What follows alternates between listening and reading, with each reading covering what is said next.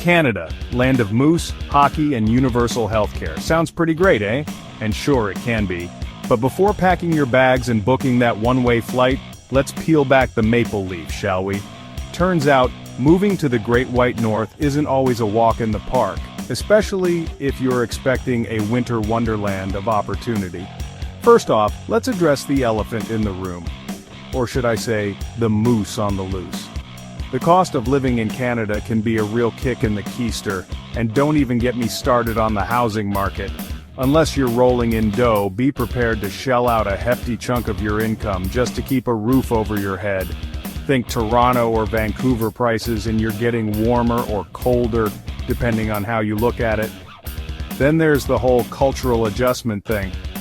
Sure, Canadians are known for being friendly, but that doesn't mean you won't experience a bit of culture shock.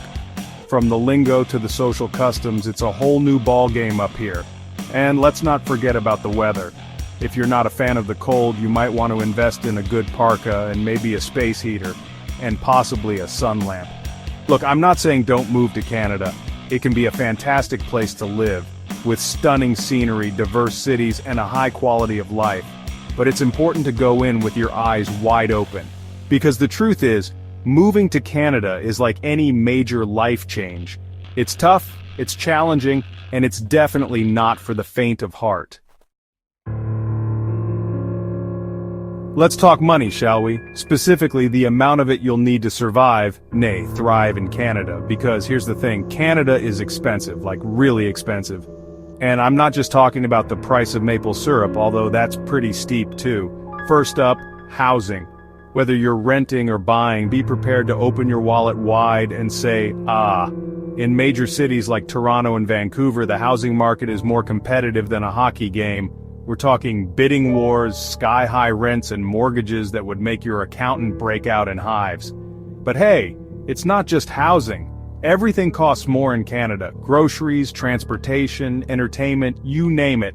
That's the price you pay for living in a country with social safety nets and a stable economy.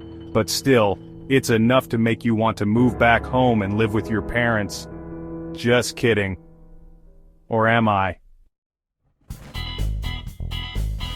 So, you've mastered the art of politely apologizing for everything and can now differentiate between a toque and a 2-4. Congratulations. You're well on your way to blending in with the locals. But hold your horses, because Canadian culture goes beyond saying sorry and knowing your hockey trivia. For starters, there's the whole indirect communication style. Canadians are masters of subtlety, which can be confusing for newcomers used to more direct approaches. Don't be surprised if you get a "that's interesting" when what they really mean is "no way, Jose." And then there's the concept of personal space. Canadians value their bubbles, so keep your distance, eh? Unless you're on public transit during rush hour, in which case all bets are off. Just try not to make eye contact. Ah, the job market. That wonderful, terrifying place where dreams go to either soar or crash and burn. If you're moving to Canada with hopes of landing your dream job, buckle up, Buttercup, because it's going to be a bumpy ride. First off, let's address the elephant in the room: Canadian work experience. Employers love it. Newcomers often lack it. It's a classic catch-22. Add in language barriers, foreign credential recognition issues, and the general competitiveness of the job market, and you've got yourself a recipe for frustration.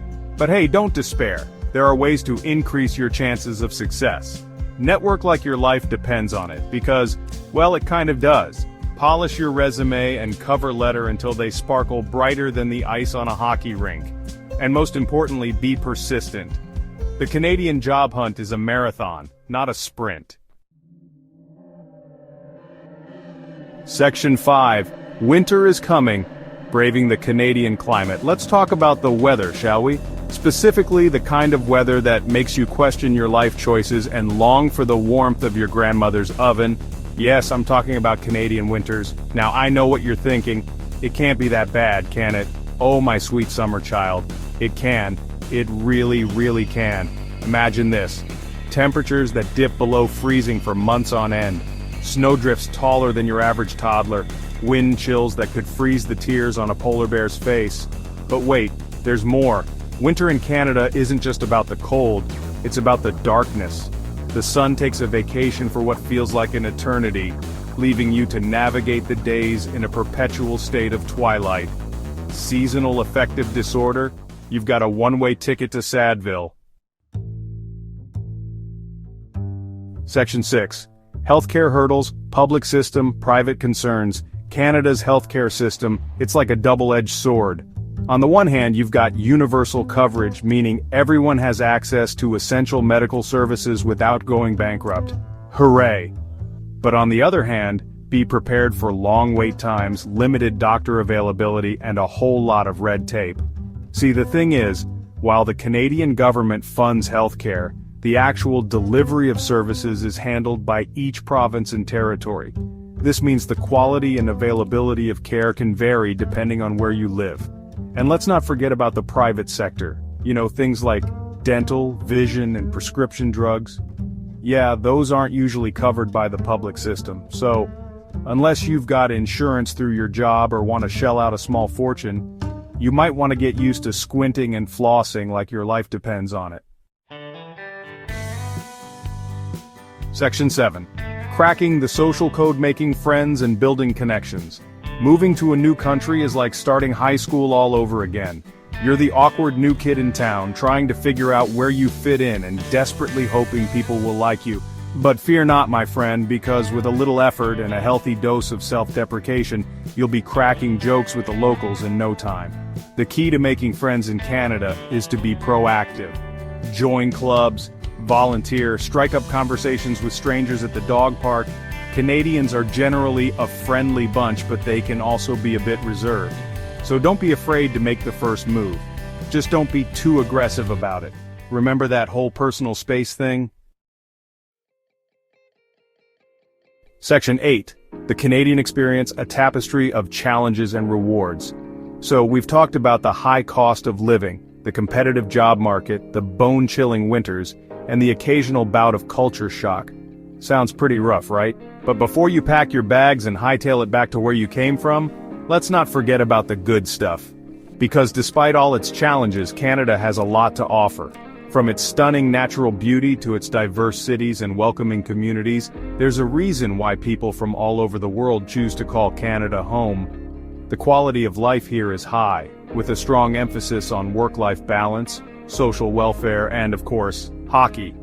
However, forming deep connections and feeling truly welcomed can sometimes be a challenge, even in such a friendly environment. Section 9.